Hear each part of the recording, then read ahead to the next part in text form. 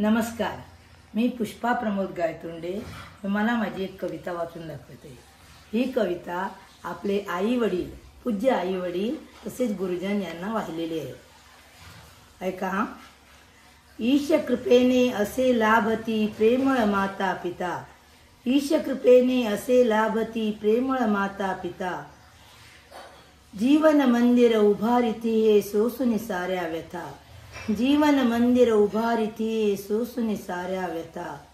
संस्कारांचे ज्ञानधनाचे देती अपूर्व दान, संस्कारांचे ज्ञानधनाचे देती अपूर्व दान। मात्र पितृ ऋणातून उतराई होणे जगी महाकठीण, मात्र पितृ ऋणातून उतराई होणे जगी महाकठीण।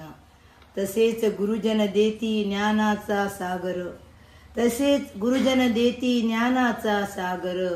तया चरणी करावा नित्य नमस्कार, तया चरणी करावा नित्य नमस्कार। आशीर्वाद घेऊनी नमवावे नित्य मस्तक, आशीर्वाद घेऊनी नमवावे नित्य मस्तक। रचती जे अपूर्व अपुले जीवन पुस्तक, रचती जे अपुले अपूर्व जीवन पुस्तक।